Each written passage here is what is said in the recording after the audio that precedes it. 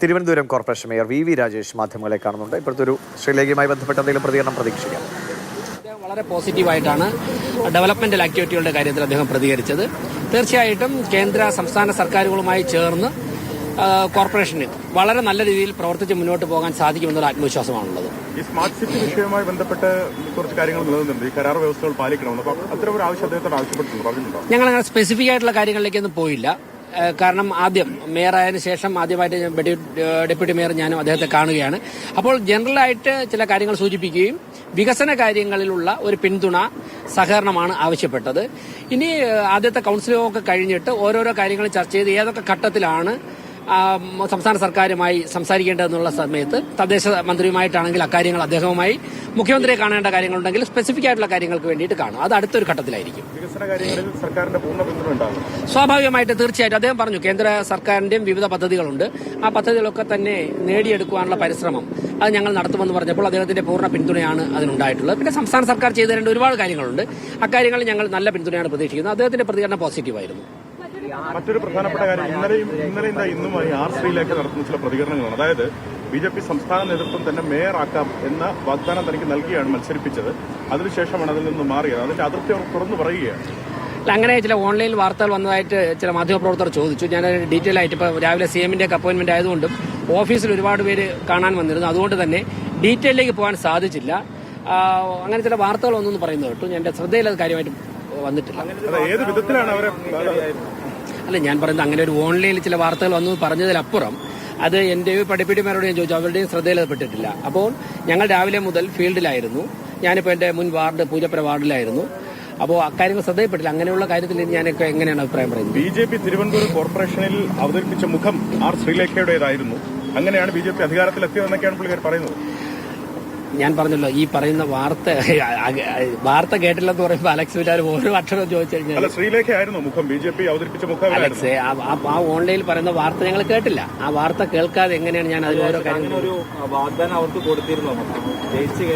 ഞാൻ ആ വാർത്ത കേട്ടിട്ട് വീണ്ടും നമ്മൾ കാണുമല്ലോ. പാർട്ടിയുടെ സിസ്റ്റം അതാണോ? ഞാൻ പറയുന്നത് മേയറാക്കാം, നിങ്ങൾ നേരത്തെ മേയറാക്കാമെന്ന് മുൻകൂട്ടി അറിയിച്ചുകൊണ്ടാണോ പാർട്ടി മത്സരരംഗത്ത്? അങ്ങനെ പറയുന്ന ഓൺലൈൻ വാർത്ത ഞാൻ കേട്ടതിന് ശേഷം നമ്മൾ ഇന്നോ നാളെയൊക്കെ തന്നെ വീണ്ടും കാണുമല്ലോ. നിരന്തരമായിട്ട് ഇങ്ങനെ പ്രശ്നങ്ങൾ വരുന്നത് അല്ല, കോർപ്പറേഷന്റെ ഭരണം കഴിഞ്ഞ 7-8 ദിവസമായിട്ടുള്ള ഭരണകാര്യങ്ങൾ അതിലുള്ള ഇടപെടലുകൾ നന്നായിട്ട് മുന്നോട്ട് പോകുന്നുണ്ട്. എല്ലാ കൌൺസിലർമാരുടെ ഭാഗത്തു നിന്നും നല്ല പിന്തുണ ലഭിക്കുന്നുണ്ട്. ഞങ്ങൾ ഇന്നലെ ശ്രീലേഖ ചേച്ചി ഉൾപ്പെടെയുള്ളവർ ഒരുമിച്ചിരുന്ന്, സംസ്ഥാന അധ്യക്ഷൻ ഉൾപ്പെടെയുള്ളവർ ഒരുമിച്ചിരുന്ന് അടുത്ത കാര്യങ്ങൾ ഞങ്ങൾ ചർച്ച ചെയ്തിട്ടുണ്ട്. എല്ലാ കാര്യങ്ങളും ഡെപ്യൂട്ടി മേയർ വളരെ ആക്റ്റീവാണ്. സ്റ്റാൻഡിംഗ് കമ്മിറ്റി തെരഞ്ഞെടുപ്പിലേക്ക് പോവുകയാണ്.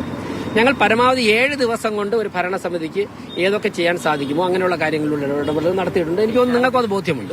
തലവേദനയായി മാറില്ലേ? കാരണം അതിലേക്ക് ഇതിനായിട്ടും അനുനയിപ്പിക്കാൻ കഴിഞ്ഞിട്ടില്ല സൂചനയിലെ അവർ ഇങ്ങനെ ഓരോ കാര്യങ്ങൾ വിളിച്ച് പറയുന്നത്. അല്ല, ഞാൻ പറഞ്ഞല്ലോ, ഭരണത്തിന്റെ കാര്യങ്ങൾ 8 ദിവസമായിട്ട് എന്തൊക്കെ ഞങ്ങൾക്ക് ജനങ്ങൾക്ക് വേണ്ടി ചെയ്യാൻ സാധിക്കുമോ?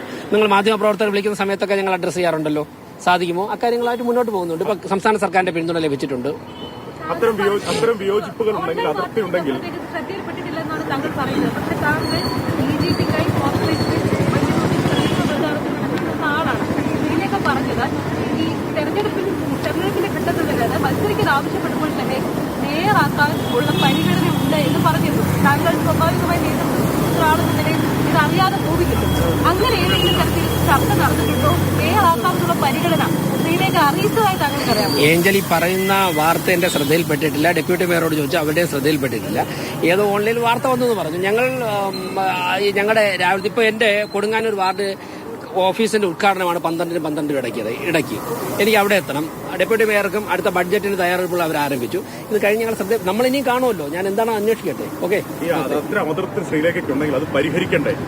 ഞാൻ ആ വാർത്ത എന്റെ ശ്രദ്ധയിൽപ്പെട്ടിട്ടില്ല. ഞാൻ കണ്ടതിന് ശേഷം നമ്മൾ ഇനിയും കാണുമല്ലോ. ഇന്ന് കാണും, നാളെ കാണും. നോക്കേ.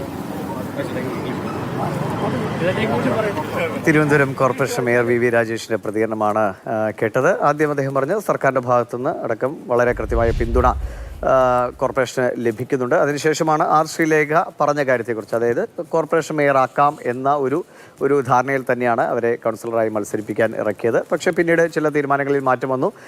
അതിനെ അവർ സ്വീകരിക്കുന്നുവെന്നാണ്. അപ്പോൾ ആ കാര്യങ്ങളെക്കുറിച്ച് തനിക്ക് ആ വാർത്ത അല്ലെങ്കിൽ ആ പ്രതികരണം തൻ്റെ ശ്രദ്ധയിലേക്ക് വന്നിട്ടില്ല. അതിനുശേഷം പ്രതികരിക്കാമെന്നാണ്. എന്തായാലും തെരഞ്ഞെടുപ്പ് കഴിഞ്ഞ ശേഷം ഉണ്ടാകുന്ന ഇത്തരം കാര്യങ്ങളെ വളരെ നയത്തോടുകൂടി കൈകാര്യം ചെയ്യും. ഇപ്പോൾ ഇതുവരെയുള്ള ദിവസങ്ങളിലാണെങ്കിലും വി രാജേഷിൻ്റെ പ്രതികരണം, ഇപ്പോൾ KSRTC വിഷയത്തിൽ മന്ത്രിയുമായിട്ടുള്ള അല്ലേ ആ ഒരു തർക്കം നമ്മൾ കണ്ടു. അതിനെ എങ്ങനെയാണ് അവർ കൈകാര്യം ചെയ്തത്? വളരെ പക്വതയോടെ കൈകാര്യം ചെയ്യുകയാണ്. ഇപ്പോൾ കൂടുതൽ നാവിൽ നിന്ന് വീഴണ്ട എന്ന് അദ്ദേഹം കരുതിയിട്ടുണ്ടാകും. കൂടുതൽ വിവാദങ്ങൾക്ക് വഴിവെക്കേണ്ട എന്ന് കരുതി അദ്ദേഹം സ്വയം പ്രതികരണത്തിൽ നിന്ന് പിന്മാറുക കൂടിയാണ്. എന്തായാലും കാത്തിരിക്കാം എന്താണ് സംഭവിക്കുന്നതെന്ന്.